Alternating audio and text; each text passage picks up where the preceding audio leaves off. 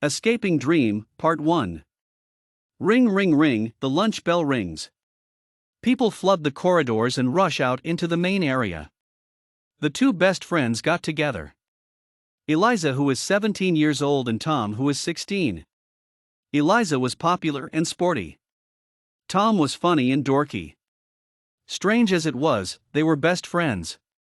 They were sitting in the main area, leaves were swishing over their heads and the sun sparkled brightly.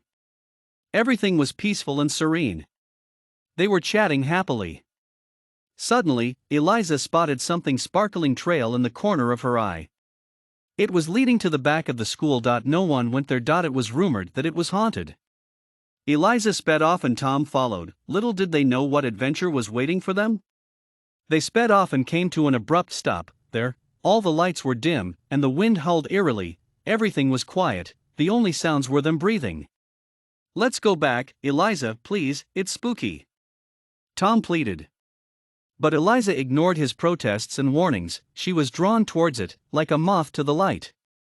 The floor rumbled and both of them screamed. An old man with a long beard and gray cloak emerged from behind the boxes. He raised his staff in the air and pointed it towards them. The last thing they saw before passing out was a bright emerald flash. Tom sat up and rubbed his head. He looked over and saw Eliza knocked out too, her hair spread messily around her. He saw a stream and carried as much cold water as he could with his hands and dumped it on her face. Eliza woke up sputtering and glaring fiercely at him. All Tom could do was hold back his laughter. Eliza sat up and asked a very important question: "Where are we?" At that question, Tom stopped laughing and looked around too. "Hang on, this is a wanted criminal named Goldie Dot." She stopped reading the wanted poster abruptly and whispered, "Goldilocks?" Tom looked around fearfully, just as I thought. He thought. "Do you know where we are?" Eliza questioned. "No," Tom quivered. "Look, if we want to get out of here, you have to tell me where we are, and I know it when you lie." Tom sat down on a burnt log and held his head in his hands. "I've gone here before. It's called the Land of Stories. Fugitives and killers live here. The best thing we can do is not get killed." "What?" "I mean, some good guys live here too, but it's mostly bad guys. The people that rule here don't do a pretty good job." A twig cracked behind them, and they both spun around, inching closer to each other. The hooded man came into view and withdrew his hood, revealing a perfectly normal face. "Children, come with me. I know a safe place." They shuddered and huddled closer, their shoulders almost touching, and shook their heads. The man sighed tiredly. "Look, I'm not evil." He held up a badge that said Star Palace. Tom sighed in relief and went with the man. "Come on." "But how do you know that he's good?"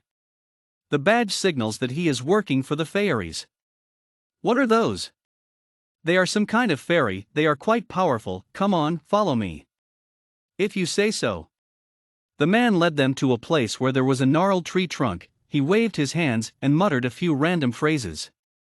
Sparkling purple and blue dust sparkled in the air for a few moments, and the tree trunk creaked slowly to reveal a door.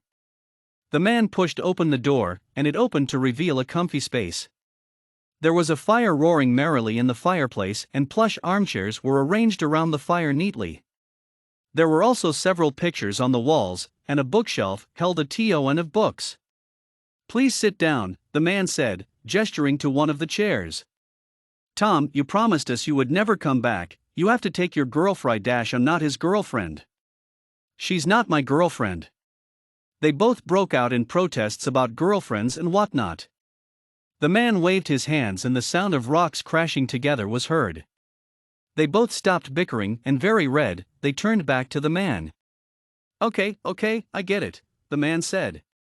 "Anyways, as I was saying, what is your name?" Eliza interrupted. "My name is John."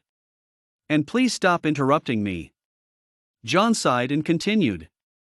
"You will have to go to the fairy palace again. They will find the portal, and you will be transmitted home. Do you understand?" "Yes, sir, but we don't have an dash." "And I will supply you with food," John finished. "Thanks. You two can stay here tonight. It's way too dark outside and wolves and ogres are mostly up now." Sir, Eliza began, we don't have a map. And how do we reach there? I'll give you a map tomorrow. Thank you. Oh, and do you two mind sharing a bed? I'm not sleeping with him. I'm not sleeping with her. And the argument started all over again. Rise and shine, you lazy guts. John yelled in their ears. They both screamed in harmony. Well, harmony is a strange word to describe a scream, but oh well. Anyways, back to the story. Here is your food, some books, a dagger, and a map. John concluded, throwing 2 satchels to them. Thank you. John, are you sure you can't come? I mean, a map is good, but a guide would be better. An idea flashed in John's head, but he quickly shook it away. He couldn't leave his tree, and he was way too scared to go outside. But the thought was tempting? No. John said firmly. Okay, then, the friends said sadly. They hugged John and began their journey back home. Back in the human world. Please find my daughter. Please. Eliza's mum begged.